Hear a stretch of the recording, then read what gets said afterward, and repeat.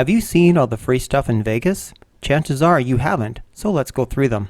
If you're renting a car while you're here to go see things like the Grand Canyon, the Hoover Dam, and the Valley of Fire, be sure to work these visits in too, and that's the Cactus Garden, Mermaids, and Area 15. You can always take an Uber if you're not renting a car. The freebies on the strip will be long walks, so I'd recommend splitting in half and taking a couple days to do it. The area covers from the Vegas sign all the way north to Circus Circus, and have marked the Bellagio fountains as a halfway point.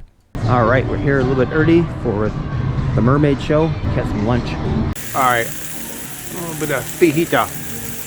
And Bob's having an enchilada.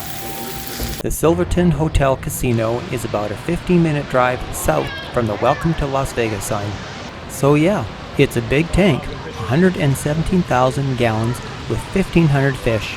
This makes the display itself worthwhile to come see, but we're here to see the mermaids. And you know, they do a really good job in recognizing everyone and are quick to pose for a picture. It's a full-time job for them, and they almost spend half of their time in the water. And yes, you can even swim with them, for a price of course. And it would not be Vegas if you could not get married in the tank, so yes, there's that option too.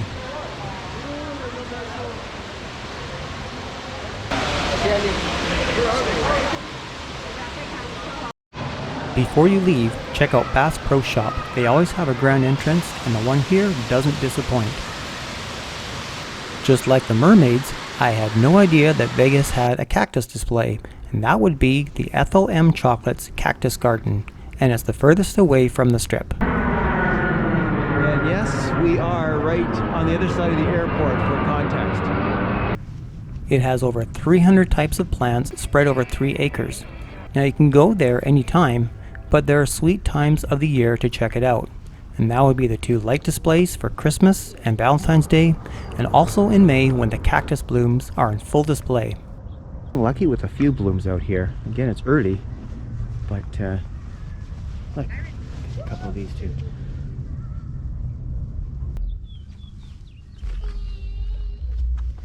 What do you need? You're just fussing for them.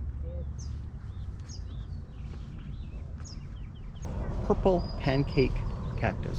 So I guess these are the buds, and they're going to look like this. Yellow.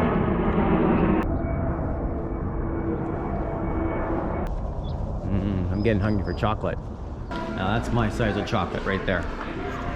Alright, so now officially I get one of these. This is for Chantel, she's not here. So I have it official on camera that I'm buying this for you. Now of course, if you don't get it, it's because I ate it and I edited this out of the video. Next up is Area 15. You can walk here from the strip, but it is not an interesting adventure. Besides, this place is more of a destination rather than a stop. While it is free to get in most nights, that's not why I came here. I came here for Omega Mart, so I did that. What I found out later was that there's a whole bunch of interactive, ever-changing art to see outside, which I didn't know about. So don't be like me, make sure you explore. Welcome to Las Vegas. Alright, so behind me is the parking lot, and it's right in the middle of the road, the main thoroughfare going right through the strip. So here it is. And there's always people here taking pictures. So if you think you can get the Vegas sign by yourself, you are not going to get it by yourself. There is the sign. And if you walk behind it, that's what it says in behind it. And just for context, in case you're wondering where it is literally right beside the airport. Alright, round 2 with the Vegas sign. This is during the day. Man, good buddy Bob, because I didn't put you in the video last time. You didn't? Oh, did you see that? No. Oh, you should. Alright. If you want to get a picture of the sign, you can, but we went to the side because everybody else wants to do the same thing. The sign in the circle is our next stop. A short walk from there will get you to the Pinball Hall of Fame. This 25,000 square foot building houses over 400 pinball machines, and they range anywhere from the 50s to the present day machines. And there's a wide spectrum of themes. Here you'll recognize a bunch of movies, TV shows, music, cars, sports, and more. And most of them are playable. So yes, it is free to get into the building and look at them, but to actually play them, well, that will require some quarters. And I'm pretty sure you'll do better than I did.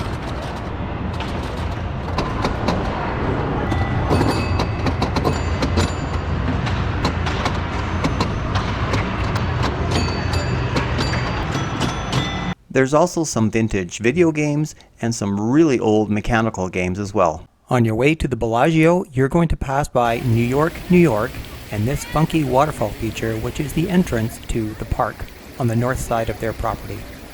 So before we check out the Bellagio fountains, let's go check out the Bellagio Conservatory.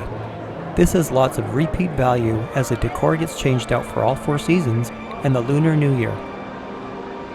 There's a ton of people in here. I thought this might be good for kind of relaxation. I would say no. You want to relax?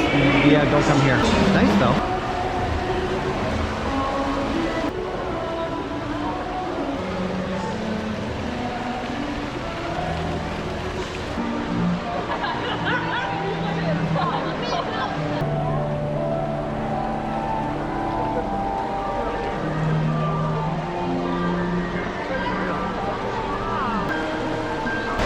Screens in the background too.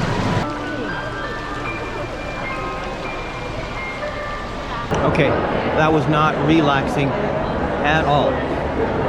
So yeah, wow, I did not expect to be that crowded. The other attraction at Bellagio is the world famous Bellagio fountains. First shooting off in 1998, this soon became the most iconic spot to say that you've been in Vegas, and probably the most visible one. It has a huge viewing area, the most Showtime presentations, and is spectacular to watch during the day and at night. They also pipe in music to accompany the performance. Tonight's song is Viva Las Vegas from Elvis Presley. Unfortunately, due to copyright infringements, I can't let you hear it, and I'm not going to sing it for you. Regular cleanings and inspections get done during the day.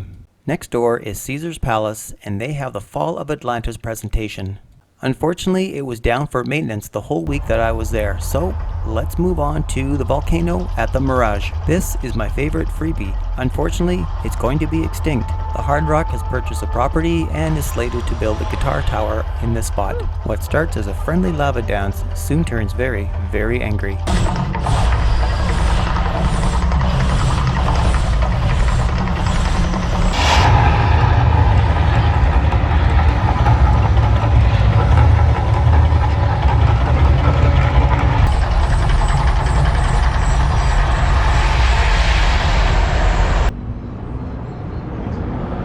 Another freebie is at Resorts World. They have this huge sphere, and that goes up in a few minutes.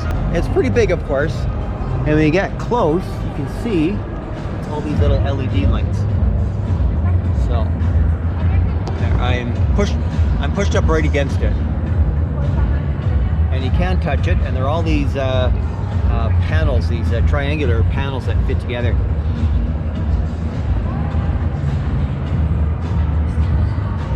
One thing I really did notice, it is dead here. There's like nobody here. I know it's Monday night and it's a cool area here, but there's shops that are closed. It's a little ways away from the strip, and there's an empty lot next door, so that does not help things at all. Here we go.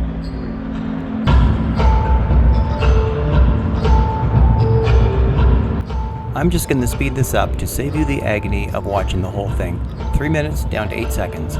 It was like watching a cheap kids cartoon. I was not impressed. They finished off with a laughing emoji, so I guess the joke's on me. Now I have seen pictures of this sphere lit up with Earth and space themes, so maybe they have another show, but I wasn't sticking around. Go see that other sphere that just opened up in Vegas. Unfortunately, when I was here, it wasn't operational. Right next door is Circus Circus. There's no glitz left here, however, their circus show features live performers. Other acts include feats of strength, balance using ladders and a German wheel, and of course, clowns.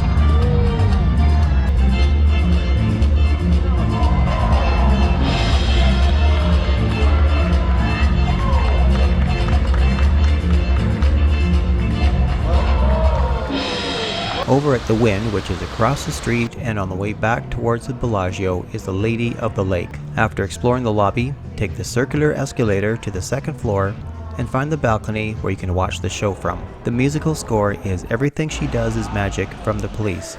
This one is worth seeing, unlike the digital sphere and the circus acts.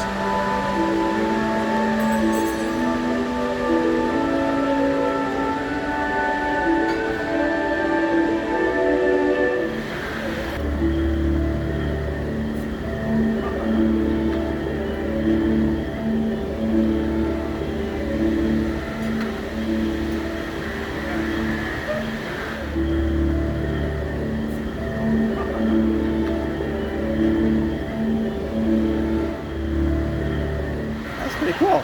That was awesome. That was nice. That was, yeah. And guess what the Flamingo Hotel has? That's right, flamingos. So unlike the Bellagio Conservatory, this place is a much more of a relaxing area.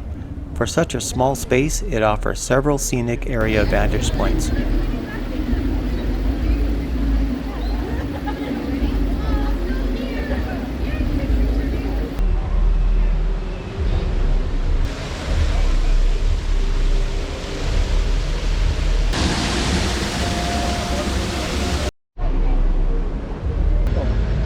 Massive void. Definitely well fed.